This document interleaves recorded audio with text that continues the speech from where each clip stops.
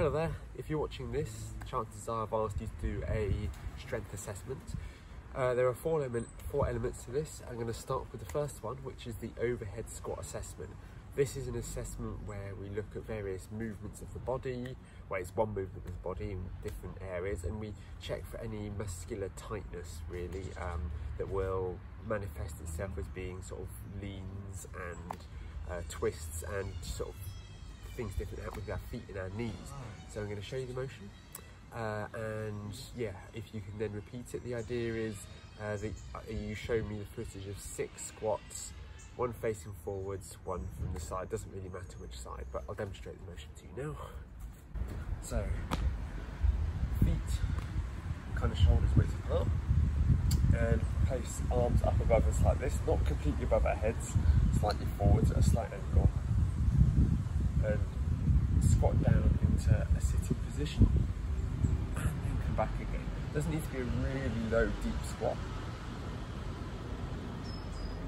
I'm going to do 6 of those. I'm just going to do 3,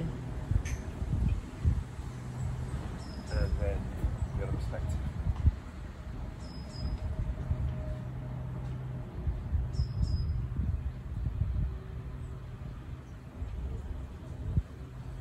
Okay, so yeah, if you yourself feel 3 of those, send them over, I'll have a look and give it an analysis. Next one is the press up. So the next exercise is a press up.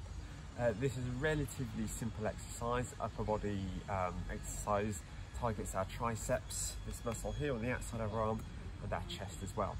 So what we're going to do is have a go with the press up. We're going to show you the proper form for a press up to make sure that we don't do, you know, some common mistakes with this exercise for the purpose of the test. Pop that over there, we'll use it in a minute. So to start with, I mean, you should be relatively familiar with this, but in case you're not, arms shoulder width apart, maybe a little bit wide if you need to, but not very wide as it would give you too much help, and toes on the floor like that. So those are the only 2 contact points. I'm keeping my gaze kind of neutral, straight down ahead of me, and I lower my body down and back up again. Okay, I'm not doing this, it's not a press up. Okay, no, but don't try and show off by doing any kind of special press ups, diamond press ups, or plyometric press ups, anything like that. Just standard press ups. I want to see how many you can manage in a row without any rest. So to show you again, shoulders width apart, lower it down, head in neutral position, and up again.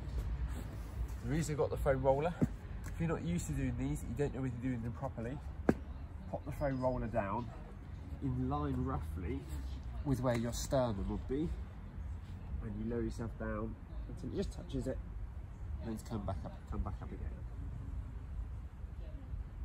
Like that. See how many you can do, send me the result. Third exercise is the double leg lower. This is one chances are you won't be familiar with at all. Pay attention here to make sure you get it right.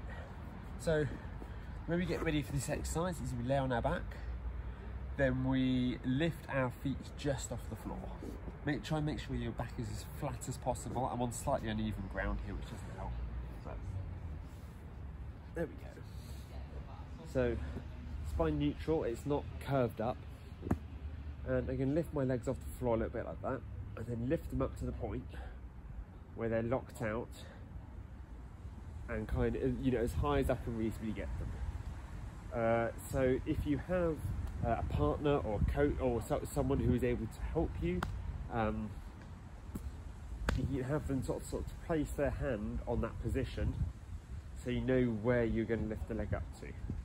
However, I'm here in the garden on my own, so I'm going to use next door's guttering that I can see from here as my reference point. So you keep your legs off the floor for the entire duration of the exercise. You lift your legs up to that full extension point, and then back down again. Arms by your side. We want to see how many of these we can complete without fatiguing. Well, to the point of exhaustion, I should say. It's a good exercise for your core as your body tries to stabilise itself.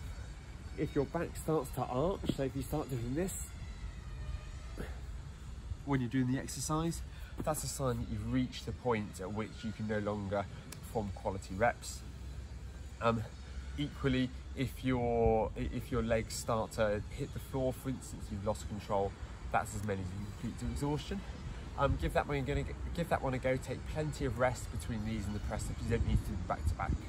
Then we move on to the final exercise, you'll be pleased to hear, which is the calf raises. Next up come the calf raises. We want these to be single leg calf raises, not using two legs, using one leg at a time, okay? And we're gonna start with our foot fully pointed up in the ankle, fully pointed up in the air, and it's gonna drop down just about as low as it can go, then come back up again. I haven't really got a huge amount of good areas to demonstrate this to you today, unfortunately, so I'm going to use an old barbecue in this communal garden here. Hopefully it will give you a good idea, even if it's not the most ideal place to do it.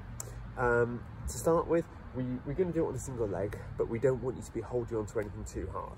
It'd be very hard to do it without holding on to anything. That would, require an awful lot of leg strength and balance. It's okay to use your hand to steady yourself, but try just to keep it to be one finger if you can, just to provide that stability without giving yourself too much of a helping hand, so that could influence the outcome of the exercise. Let me demonstrate for you now. So I'm going to start with the left foot. Use one finger on the edge of the barbecue here, drop down, drop down,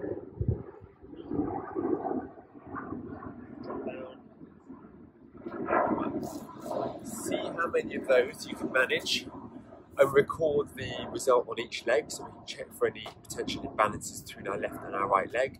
Also gives us a good idea of the strength of the leg in itself. I hope that answers all your questions. If you've got any questions, drop me an email and I'll get back to you.